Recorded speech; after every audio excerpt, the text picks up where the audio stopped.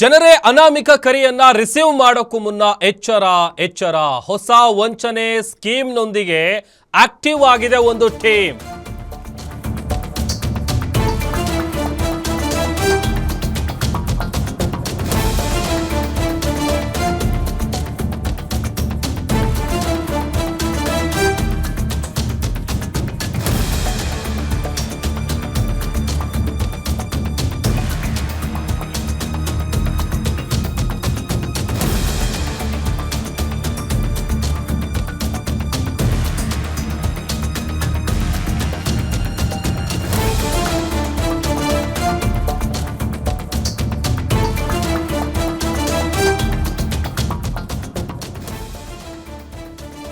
ಜನರೇ ಅನಾಮಿಕ ಕರೆಯನ್ನ ರಿಸೀವ್ ಮಾಡೋಕ್ಕೂ ಮುನ್ನ ಎಚ್ಚರ. ನಿಮಗೂ ಬರಬಹುದು ಈ ಸೈಬರ್ ವಂಚಕರ ಫೋನ್ ಕಾಲ್. ಸ್ವಲ್ಪ ಹುಷಾರಾಗಿರಬೇಕು. ಅದು ಹೊಸ ವಂಚನೆ ಸ್ಕೀಮ್ನೊಂದಿಗೆ ಆಕ್ಟಿವ್ ಆಗಿದೆ ಟೀಮ್. ಸೈಬರ್ ವಂಚಕರು ಹೇಗೆ ವಂಚನೆ ಮಾಡ್ತಾರೆ ಅಂತ ಅಂದ್ರೆ, ದೆಹಲಿಯಲ್ಲಿ ನಡೆದಂತಹ ಬಾಂಬ್ ಬ್ಲಾಸ್ಟ್ ಇದೆಯಲ್ಲ, ಆ ವಿಚಾರಕ್ಕೆ ಸಂಬಂಧಪಟ್ಟಂತೆ ಆ ಕೇಸ್ನಲ್ಲಿ ನಿಮ್ಮ ಹೆಸರಿದೆ, ನಿಮ್ಮ ಆಧಾರ್ ಕಾರ್ಡ್ ಅನ್ನ ಟೆರರಿಸ್ಟ್ಗಳು ಬಳಸಿದ್ದಾರೆ, ಹೀಗಾಗಿ ನೀವು ವಿಚಾರಣೆಗೆ ಬರಬೇಕಾಗುತ್ತೆ ಅಂತ ಬೆದರಿಕೆಯ ಕರೆಯನ್ನ ಮಾಡ್ತಾರೆ. ನೀವು ರಿಸೀವ್ ಮಾಡಿದ್ರೆ ಅನಾನಮಸ್ ಕಾಲ್ನ, ನಿಮ್ಮ ಮೊಬೈಲ್ಗೆ ಒಂದು OTP ಬಂದಿದೆ, ಅದನ್ನು ಹೇಳಿ ಅಂತ ಕೇಳ್ತಾರೆ. ಆಮೇಲೆ OTP ಹೇಳ್ತಾ ಇದ್ದಂತೆ ನಿಮ್ಮ ಅಕೌಂಟ್ನಲ್ಲಿರುವಂತಹ ಹಣ ಎಲ್ಲ ಕ್ಷಣ ಮಾತ್ರದಲ್ಲಿ ಮಂಗಮಾಯ ಆಗುತ್ತೆ. ದೆಹಲಿ, ರಾಜಸ್ಥಾನದಲ್ಲಿ ಶುರುವಾಗಿದೆ ಸೈಬರ್ ವಂಚಕರ ಹೊಸ ತಂತ್ರ ಇದು. ಬೆಂಗಳೂರಿನಲ್ಲೂ ಕೂಡ ಇದೇ ರೀತಿ 10ಕ್ಕೂ ಅಧಿಕ ಮಂದಿಗೆ ಫೋನ್ಗಳು ಬಂದಿದೆ. ಆದರೆ ಯಾರೂ ಸಹ ವಂಚನೆಗೆ ಒಳಗಾಗಿರುವುದು ಪತ್ತೆಯಾಗಿಲ್ಲ.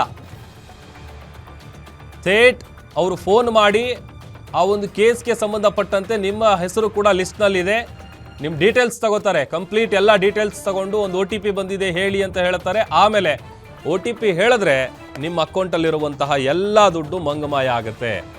ಇದೇ ವಿಚಾರಕ್ಕೆ ಸಂಬಂಧಪಟ್ಟಂತೆ ನಮ್ಮ crime bureau head SK Manjunath ದೂರವಾಣಿ ಸಂಪರ್ಕದಲ್ಲಿ ಜಾಯ್ನ್ ಆಗಿದ್ದಾರೆ. ಮಂಜುನಾಥ್, ನಿಜಕ್ಕೂ ಕೂಡ ಈ ಸೈಬರ್ ವಂಚಕರು ಒಂದಲ್ಲ ಒಂದು ದಾರಿಗಳನ್ನು ಹುಡುಕೊಳ್ತಾ ಇರ್ತಾರೆ. ಈಗ ದೆಹಲಿ ಬಾಂಬ್ ಬ್ಲಾಸ್ಟ್ ವಿಚಾರವನ್ನ ಬಂಡವಾಳ ಮಾಡಿಕೊಂಡು ಈಗ ವಂಚನೆ ಮಾಡೋದಕ್ಕೆ ಇಳಿದಿದ್ದಾರೆ ಅಂತೇಳಿ ಏನ್ ಡೀಟೇಲ್ಸ್ ಗೊತ್ತಾಗ್ತಾ ಇದೆ? ಹೇಗೆ ಇವರು ವಂಚನೆ ಮಾಡ್ತಾರೆ?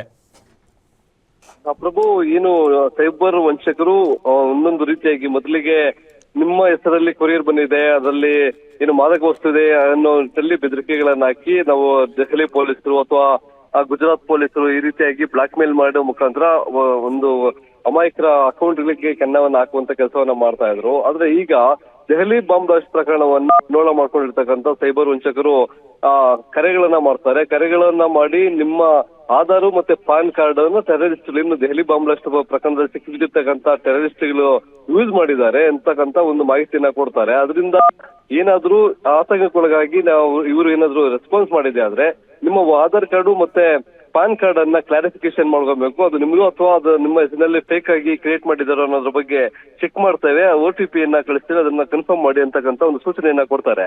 ಅದನ್ನ ನಂಬಿ ಏನಾದ್ರೂ ಅವ್ರು ಕಳಿಸ್ತಕ್ಕಂಥ OTP ಯನ್ನ ಅಥವಾ ಲಿಂಕ್ ಅನ್ನ ಕ್ಲಿಕ್ ಮಾಡಿದಾಗ ಇಡೀ ನಮ್ಮ ಅಕೌಂಟ್ ಡೀಟೇಲ್ಸ್ ಅವರ ಕೈ ಸೇರುತ್ತೆ. ನಮ್ಮ ಅಕೌಂಟ್ ನಲ್ಲಿ ಇರ್ತಕ್ಕಂಥ ಹಣವನ್ನ ಅವರು ಕದಿಯುವಂತ ಕೆಲಸವನ್ನ ಸಹ ಮಾಡ್ತಾರೆ. ಈ ಸಂಬಂಧಪಟ್ಟಂತೆ ಇಡೀ ಬೆಂಗಳೂರು ನಗರದಾದ್ಯಂತ ಇರ್ತಕ್ಕಂಥ ಎಲ್ಲಾ ಪೊಲೀಸರಿಗೆ DCP ವಲಯಗಳಿರ್ತಕ್ಕಂಥ ಸಂದರ್ಭದಲ್ಲಿ ಅಲ್ಲಿರ್ತಕ್ಕಂಥ ಸಾರ್ವಜನಿಕರಿಗೆ ಒಂದು ಮಾಹಿತಿಯನ್ನ ಕೊಡಿ ಅಂತ ಕಮಿಷನರ್ ಅಂತ ಸೀಮಂತ್ ಕುಮಾರ್ ಅವರು ಒಂದು ಘೋಷಣೆಯನ್ನ ಸಹ ಕೊಟ್ಟಿದ್ದಾರೆ. ಇಂತಹ ಯಾವುದೇ ಕರೆಗಳು ಬಂದ್ರೆ ಅದನ್ನ ರಿಸೀವ್ ಮಾಡೋದಕ್ಕೆ ಹೋಗಬೇಡಿ. ಜೊತೆಗೆ ಅವ್ರು ಹೇಳಿದಂತ ಏನ್ ಹೇಳ್ತಾರೆ ಪ್ರಕ್ರಿಯೆಗಳನ್ನ ಅದಕ್ಕೆ ಸಂಬಂಧಪಟ್ಟಂತೆ ಯಾವುದೇ ರೀತಿಯಂತ ರೆಸ್ಪಾನ್ಸ್ ಅನ್ನ ಮಾಡಕ್ ಹೋಗ್ಬೇಡಿ, ಎಚ್ಚರಿಕೆಯಿಂದ ಇರ್ತಕ್ಕಂಥ ಒಂದು ಸೂಚನೆಯನ್ನ ಕೊಟ್ಟಿದ್ದಾರೆ. ಪ್ರಭು, ಓಕೆ, ಥ್ಯಾಂಕ್ ಯು ಮಂಜುನಾಥ್, ನಿಮ್ಮೆಲ್ಲ ಡೀಟೇಲ್ಸ್ಗಾಗಿ.